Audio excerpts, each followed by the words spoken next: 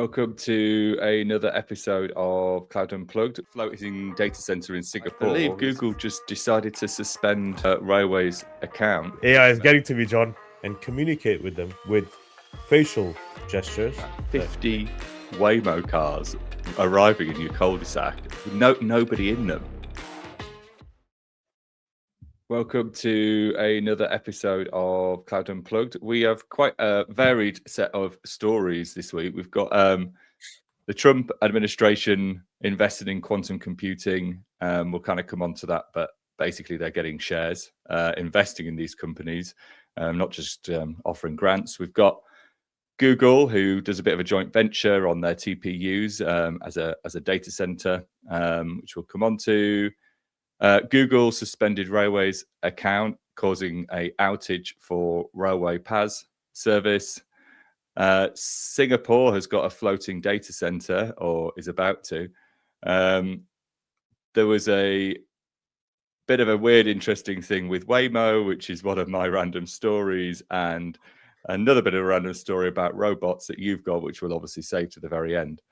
But let's get cracking on the old quantum, because this is not something I talk much about in general, because I just actually don't understand it. So I don't really have strong opinions on it. But generally speaking, them investing in quantum, so I think that's what Trump was announcing. Like there was a Biden act that was set up called the CHIPS Act. It's like $280 billion of investment. Now, I think there were grants, though, not necessarily investments. So they're obviously just granting out the money for basically more around the silicon industry or semiconductor industry. The Trump administration, though, changed the model because it's, the old Trumpo. He wants something back in return. Nothing's for free. And he now gets equity, basically. So they're investing all these different companies. I think they've done IBM, Global Foundries, D-Wave Quantum, Rigetti, etc., Dirac. So they're kind of spreading their bets, so it looks like, from an investment perspective, into lots and lots of quantum computing organizations to see which one wins. And that's kind of just quite an interesting thing that they're deciding is the way to go. Probably, I'm guessing, globalization. I don't know what you think around it, but the fight against China maybe, or other states, and trying to get there first as a dominant power. But what's your take? So before I start, I have to say this famous quote from a professor from Stanford. He's teaching a class on quantum physics, and the first lecture when he starts, he says, "At this moment in time, I'm the only person in this room who doesn't fully understand quantum. But at the end of this course, I promise you, none of us will understand quantum physics." So, so when you say you don't understand quantum, there's a famous professor. You can check this on YouTube. He talks about it. Yeah, I fully don't. Don't you? You understand it. I believe you're pretty quantumed up. Quantumed up, yeah. Inject it in my veins. So quantum computing, of course, it's been since we've been growing up. I know it's way before your time, John. Since we've been growing up, it's been all the hoo-ha about how quantum can change computing. Instead of bits 0 and 1, you can have various states, and you can interlink these qubits, and they can process things quicker. Which I don't know if you're aware, John. A lot of work has been done in machine learning as well, trying to see if on quantum computing, machine learning algorithms can be much more efficient than GPUs. So perhaps that's something, the rage is all about AI at the moment.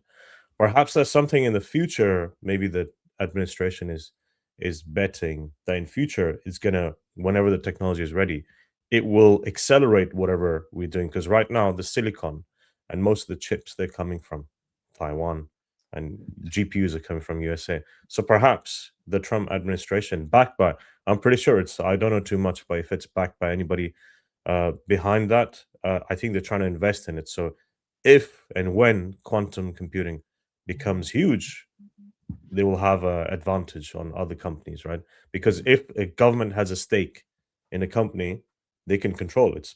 This private, right now, let's look at Anthropic and OpenAI, they can do whatever they want. They can say this model that does the best programming, nobody will get it. Only Exactly. we will And have that's it. why we can't really talk about this anymore, Salman. So let's move on to another story, because I can't disclose the shares ownership in my company, but I do think we need to move on to another news article. Just obviously joking, but yeah, you're absolutely spot on the influence they can yield on these companies. But also, I guess, it's could argue. I mean, everyone says it's a bit cheesy thing to say or a bit of a standard thing to say, but it is a bit of an arms race because technology is the thing being used almost in warfare, from drones through to obviously just psychological warfare and cyber-based warfare. So to want to get ahead, that's where they seem to be investing, and I think you're spot on then actually being able to control to an extent those companies because you're invested in them is a move in itself. Bit of a conflict of interest, one might say, but Might be the right thing for the citizens, right? Because now you control it. It doesn't rely on a private board of members to be like, oh, we'll decide what we're going to do. To some extent, the government will have to have an agreement on what needs to happen with these companies. So as you said, let's just leave that there. Yeah, Marxist over there. I didn't realize. Giving you both sides of the argument, John. That's what this podcast is about.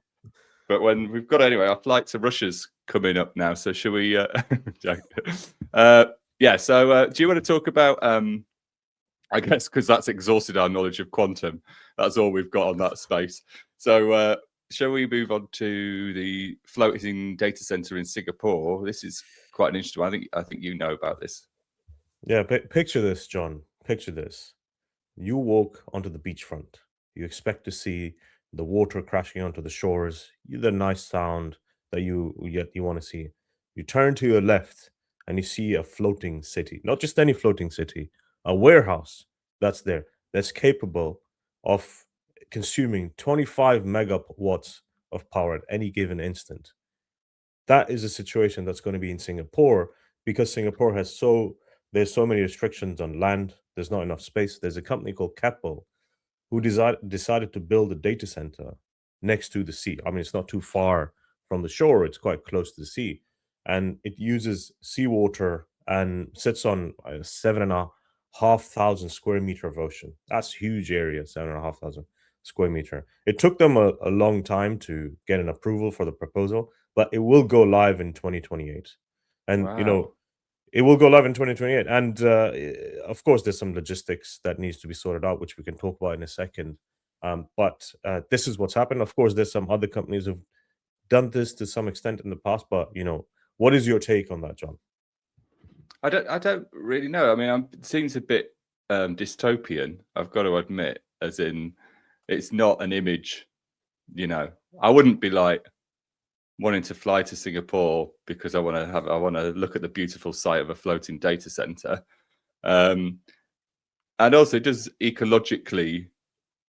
kind of concern me a little bit if you're using the sea for cooling. I don't know exactly how the technology, as in how they cool and what impact that has. Does it cause any actual environmental impact? Do they actually know that, or they're just I don't really know what the ramifications are on this type of approach, but do you know much about that, ecologically? Yeah, they've done feasibility studies, of course, and let's not forget, this is like one of the biggest data centers that's going to be on the sea, but we already do some stuff out in the ocean. You have offshore oil rigs, right? And you have the wind turbines. They're all there. So to some extent, some of this issue has been solved, and the power consumption of this data center is kind of similar to a big offshore oil rig in the first place anyway. So they have done some studies. But there's been ecological studies on those, though, haven't they? That the environmental impact on those is quite high and significant. So adding to them feels wrong to me. But I don't know. Like from a advancement perspective, it's impressive. And also to be able to build it so quick is insane. To be able to say you're going live in 2028 with it is like mental, isn't it, to have all of Yeah. that figured out? They've, But yeah, they've been at it since 2019 with the design and feasibility studies. But yeah, of course, there's going to be ecological impact. But Singapore doesn't really have too much option in terms of land space. yeah, They don't true. really have that much land. And of course, as always, I know sovereignty is a big topic. I know we talked about it as well in the podcast last time around. Singapore is trying to they're at the cutting edge as well of technology. So because they don't have that in space, they're like, okay, maybe we can go to the sea. And then also, there are people do talk about this. Instead of using water like fresh water or consumable water, perhaps they can use seawater, and that's the plan to cool the data centers. And these data centers do require a lot of cooling. And yeah, so it is an interesting one. We'll watch out for this, and if it works economically because there's not those land constraints for Singapore. Like, do you even care if your data center is in the middle of a desert or is on the sea? Of course, just like other ventures, most of the data centers have their eco rating. We'll probably find out what the eco rating for this is. So, yeah, it's an interesting space, and because they don't have that much land space, they've gone to this. Hopefully though, I know 2028. I'm looking forward to it. Hopefully, it'll be smooth sailing because there will be, of course, salt corrosion, storms, resilience. They need to handle that. Also, power logistics. Yes, the power needs to come back and forth. Still, what people are saying is what Singapore is saying. The future of cloud is floating, and you could say, Yeah, but why you- not do the? Why not do the building? It does feel like, from a construction perspective and thermodynamics perspective and mm, heating and things like that, that the buildings that they're building, and I know NVIDIA's done this. That's what we were talking about last time about their investment mm, on turning your home into a bit of a mini data center. But it does kind of feel like that is probably the right. I mean, if you're thinking about optimization of infrastructure, power, trying to create a bit of a symbiotic relationship between compute and heating your home, or etc., then maybe you want to go down that direction anyway and get into the housing market, or somehow manage for the governments to weave that in as a strategy so that actually you've got more distributed compute that isn't then taking up more space on top of the buildings that are already being built. Does feel like a better strategy than building more things that require more power, to then yeah, run things that humans are running anyway, if you see what I mean. So it's like you're basically running the same things as other people request. So yeah. put it maybe in the homes or put it in the offices, or Yeah, actually, spot on, John. There's some companies here in the Europe. They actually go. There's a company, I forgot the name of it. We can probably put in the show notes later. They go to leisure centers and swimming pools and find space there to put mm, their racks because of the water recycling that needs to go in and whatnot. Because they have that space, they have this is going on. But the problem with this is distributed brings in way more challenges, right? And also space again becomes a bit of an issue. But this is not new, by the way, John. In 2024, or like even before, there's a company in USA called Nautilus Data Technologies. They've done a similar thing in California. They have a 6.5 megawatt, kind of half the power of what this is going to be, data center that is in California, but they're selling it yeah, because yeah. they want to they want to move away from this kind of stuff. So yeah, hopefully it'll be smooth sailing for Singapore. And they'll sort out all the issues with the floating data centers with storm resilience and corrosion. And then you could say the future of the cloud is floating and sky's no longer the limit. Maybe the ocean is, perhaps. That's it. That's what should happen. I do love to swim next to a data center. It's one of my favorite things to do, to be honest. It's really just a really nice experience. You should try it. So that's a little thing for people to try. If they really want an amazing experience, go and swim next to a data center. Nothing can beat Nice. such a beautiful sight than swimming next to a data center. But talking about data centers, we're talking about the joint venture of Google with Blackstone, a PE company, private equity, who has invested with Google. I think 5 billion or something for the TPUs, so their own chips. I guess they're kind of going toe to toe now in NVIDIA, and now trying to resell obviously their compute in a different way by obviously offering their chips, kind of essentially reselling their chips. But yeah, kind of a little bit different. I guess also quite interesting for them, Google, to offset their CapEx spend. Obviously, it's not coming out of their pockets directly. We've now got investment in there as a joint venture, which obviously takes away that CapEx expenditure. I think, not to go on a bit on a tangent, but the reason for all the layoffs, which I won't go into too much, it's not part of the news story, but I think Meta announced 8,000 and et cetera, was to do with offsetting the CapEx spend. So they say that they've all started to invest in AI. So anyway, what do you think about the TPUs? We have to kind of discuss this a bit before, but what's your opinion on this move? Yeah, we spoke about the AWS move as well with Trainium chips, because as we spoke about last time, a couple of podcasts ago. Make sure to check it out on our channel, wherever you get your podcast. Because NVIDIA has such a stronghold on training, producing, and using AI chips, the GPUs that they have. So AWS and also Google, they have their own chips, which work differently to how GPUs work. TPUs work different to how GPUs work. TPUs are very good at doing the matrix calculations, because GPUs initially started as multi-purpose, right? But this is very specific to TPU. And the problem right now for Google and AWS is they want their market share, because people do use these TPU chips, but only exclusively in cloud. You can actually, John, I don't know if you come across this, there's a little dongle you can buy that you can connect it to your laptop and use the TPUs. Otherwise, you just have to use it in Google Cloud. You don't have any other option, right?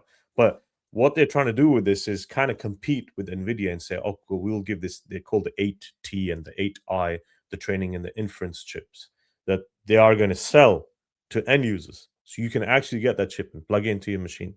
Because the reason why NVIDIA is so popular with their chips, of course, they've been in the game for way longer, is because when you were younger, you buy a GPU connected to your machine and you start playing games.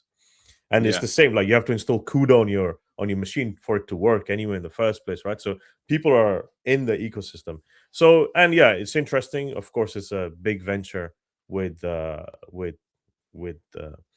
Blackstone, one of the big private equity firms, and they've been in infrastructure business for a long time, and data center. They actually own warehouses. I don't know if you know this, John. Blackstone is the biggest owner of warehouses in the whole world.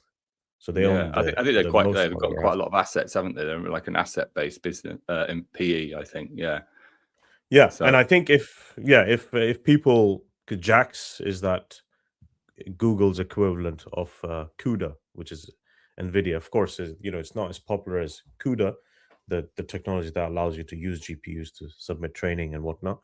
But I think the good thing is that the end users, hopefully, will profit from this, because things might get cheaper, but they don't usually get cheaper. It'll probably be more expensive, but you'll have options. Exactly. So you'll have I guess all the optimization with CUDA, though, all that's gone on around NVIDIA chips to optimize, for model training and things like that, and to kind of leverage, I guess, specific kernel libraries really for the chips themselves, all will have to be potentially redone, or at least, because obviously the TPU usage is way less at the moment than obviously using NVIDIA and GPU. So be an interesting thing to see if the investment, as in, do people get on board with it? Do people start to want to rework some of the optimization kind of code that already exists? Is that investment going to happen in people's time? I guess, who knows? Or are people just going to want to move forward to more abstracted things and leverage those rather than like getting low level again? Don't know. I mean, if it gives you value, if it's cheaper for you to do, and you're already in Google, people do use TPUs, of course, but not at the same scale. Yeah, they do. It's just really will make small. Sense. Percentage-wise, it's small. Comparatively to NVIDIA, it's very, very small. But it's an interesting space. It is. Talking about Google, a bit controversial, but I don't know if you know Railway.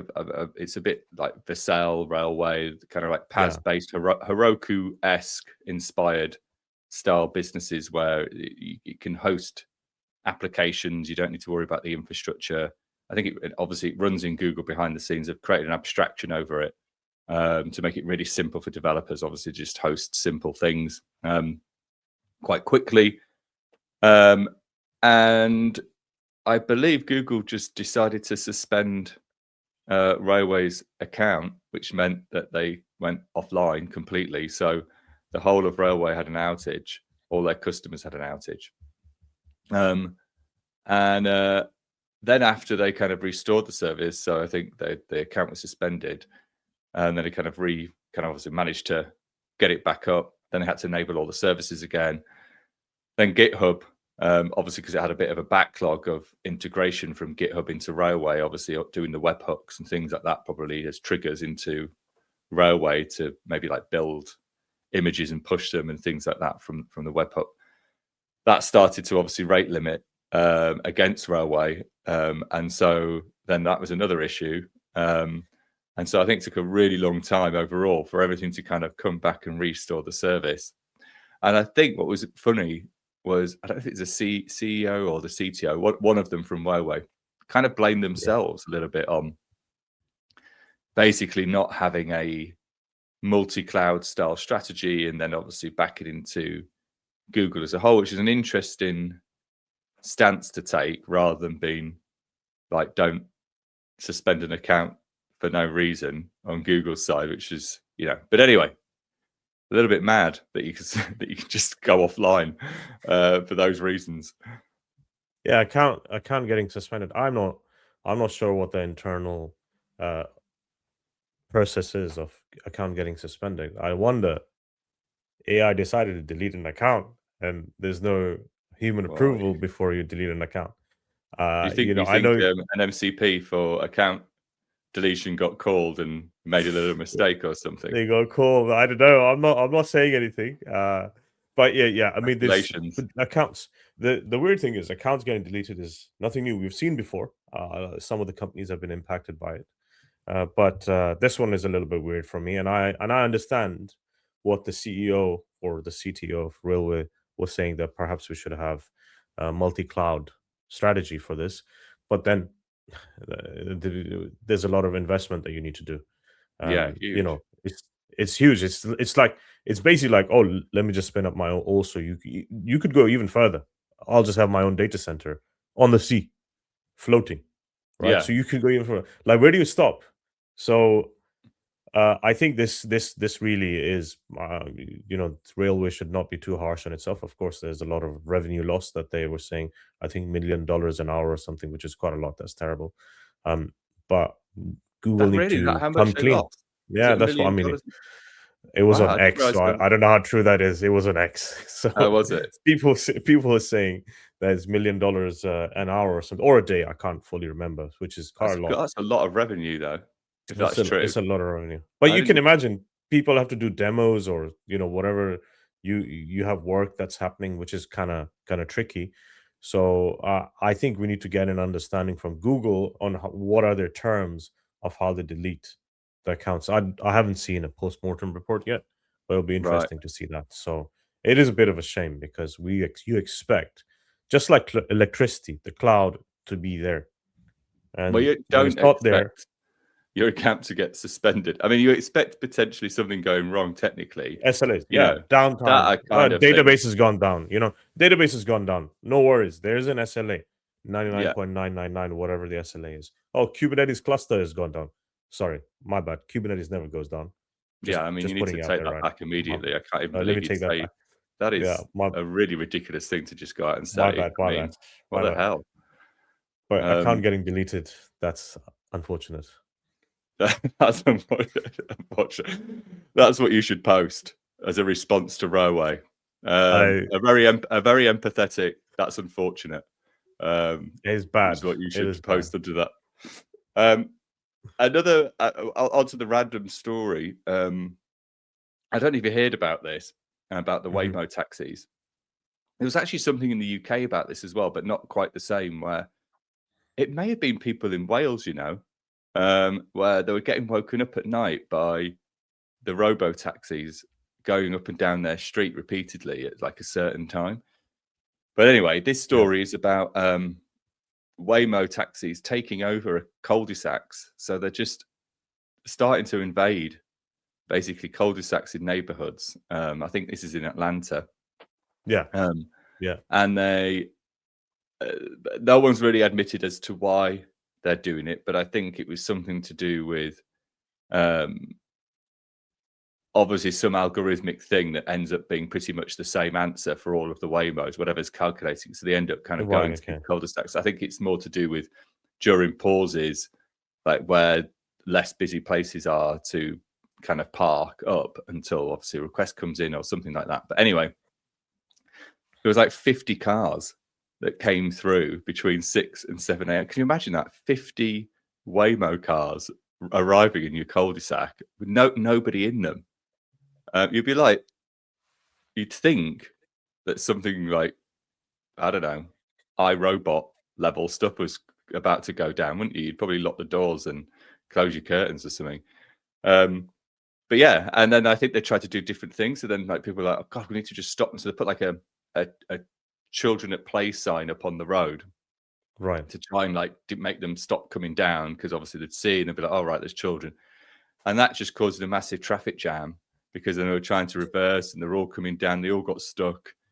And they basically created a jam and jammed up the entire cul-de-sac. And so they had to remove the sign. But yeah, Waymo's going a bit crazy. Driverless taxis. Driverless taxis. Have you done a driverless taxi? Actually, I almost did it funnily enough, in Atlanta. I was in Atlanta for KubeCon last year. I almost did it, but when I checked the app, it wasn't available. It was like 15 minutes away. And I was like, well, I can walk. I can walk in 8 minutes. So I don't need to I don't need to take a taxi. But it looks a bit surreal. I think I probably will do it for this podcast anyway the next time. They are in London now. So next time we're in London, we should just take a Waymo taxi. I don't think I've seen any in London. I've not seen that. Is it Waymo itself, or is it robo taxis? Yeah, I think I'm not sure actually. I think they're coming soon or something. Or maybe we can go to Atlanta, John, and check out the cul-de-sac and see. Because what's London would be a very hard place because it's not on a grid system like most US based cities are. We've got all really old, crazy little streets, especially in the central, like the city itself. There's loads of back lanes and weird little one-way things. It's like I just don't know why, but I just a bit cynical of whether it can do a good job on driving through those crazy streets. But we'll see. But as long as there's no cul-de-sacs, I think they'll be fine. Yeah, well, so long as you don't get 50 outside your house. 50 outside your house. It's not really what you're looking for. What about you and your actual robots? So Bob, Frank, Gary, and Rose. Who humanoid robots. There's a company called Figure AI, and Figure AI is a company. They have a humanoid robot. F.03 is what it's called.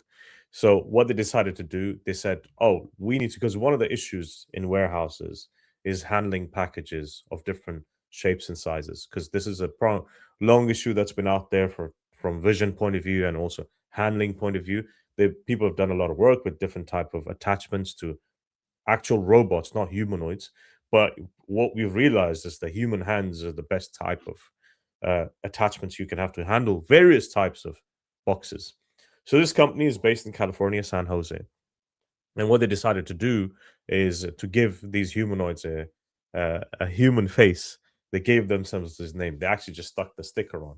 And it was a live stream in which this robot would stand and in front of the conveyor belt, which you can watch, and various boxes will come one after the other. And the robot only has a couple of seconds to just sort out the boxes, like put them in the right way.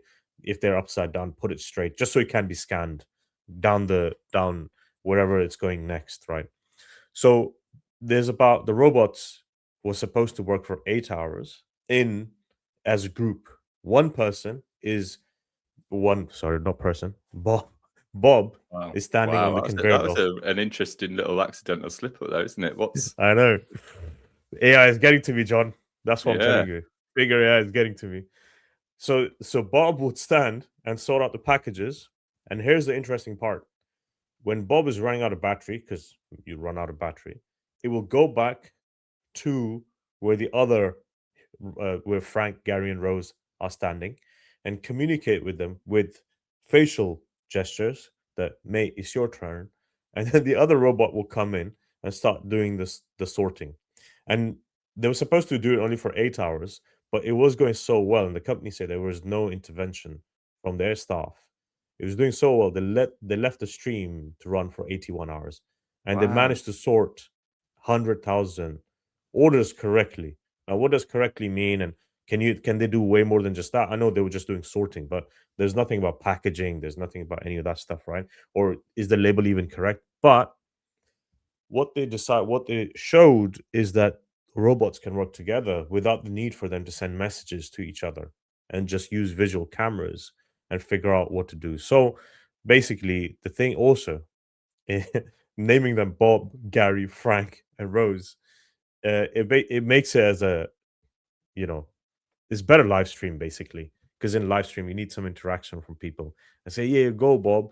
Like you can see it, like Do you know people what's just interesting though about the naming? Is it like this is going to sound quite a bizarre thing to say, but it shows a level of class system Mhm. that they've done on the work that they were doing, because they didn't call them Joffrey or Tarquin or right. So of all the names they've chosen specific names like Bob, Frank, Gary, and Rose. You know, they could have gone with Chelsea. They could Yeah, have gone with, you know, I don't know. I've run out of Quinton. Maybe that's another name. And maybe I think and also they sound like mm, US. It doesn't sound like US names. They sound like UK names as well, don't they? Really? I mean, I know obviously universal names, but they're like mm, ones that I would expect to hear in the UK. But yeah, where was but this? Was this in the in UK or was San Jose, no, in San it was in Jose, San Jose? All California. right, okay. Here's the thing though. They did this 81-hour shift. They're supposed to only work for 8 hours. So Bob, Gary, Frank, and Rose didn't get any overtime paid, right? This is what people have been telling us about robots. They can do this work without overtime or the need for an HR department to figure out and handle this, right? So this is I know it's a Yeah, random it's a bit story, but it's insane, not too isn't it? random, right? This is a bit insane. Yes, of course, there's a lot of work that's left that needs to be done for logistics, but it is a Well, what's crazy about it a little bit is on one side you've got like the kind of general intelligence movement, which is taking like developers coding like tertiary sector stuff, where it required like a specific skill computing in general, and then everyone's like, oh, we're all going to have to do like manual jobs. We need to go back maybe into like being electricians or other things, and then you hear this, and you're like, well, you can't even do that. You got the bloody robots coming up. So you're like, I don't know what we're all doing.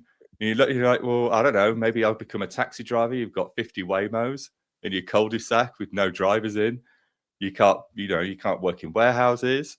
You can't write code anymore. Like, I don't know what you turn to. I don't know where you go, what you do, what the job market is going to look like to you. I have an answer for you. Right. Do it. Tell me. Quantum if the answer is quantum AI Kubernetes. That's the answer. Quantum AI Kubernetes. That's what we Kubernetes need. is. I mean, I don't know where Kubernetes will fit into the future of quantum, but that'll be an interesting one. But it is a bit mad because I wouldn't have thought the robotics side would have progressed quite as quick. I know they've been doing all the Omniverse Yeah. stuff again with NVIDIA on all the simulations for robotics for a really long time, but they can just Bob. I mean, if you had to ask one of them to pack something for you, who would you choose out of Bob, Frank, Gary, and Rose? Which one would I you? I saw Bob on the stream. I think Bob was like the main protagonist for this. I'll Right, probably he Bob got I almost called it he as well, right? Look at this. They're playing figure AI got me. AI has got me. right. So you think Bob was Bob like the Bob did ringleader? Bob was the ringleader. Bob did most of the sorting, and when Yeah. Bob when I'll figure out. I'll find out how many hours. But I think I'll go with Bob because there's a skate on I can't remember where it is. There's a surgeon who comes to speak to somebody, and like he says, "Hi, my name is Bob, and I'm your surgeon." So Bob has a connotation of being something trustworthy. I think that's why they chose these names, right? Perhaps I'm not Yeah. sure. Interesting. I just remember Bob.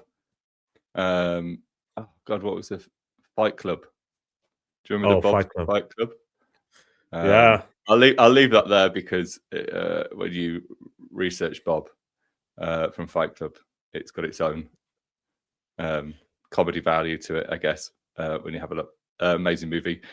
But anyway, cool. So I guess we have covered most of the stories. We'll be back next week.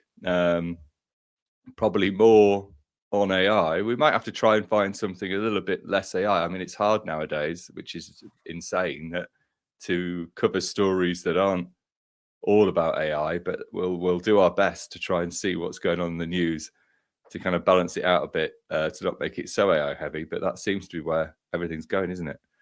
yeah. We'll find something, John. We'll find something. We'll find something. But anyway, yeah. Thanks for listening, and we shall speak to you next week. Cheers.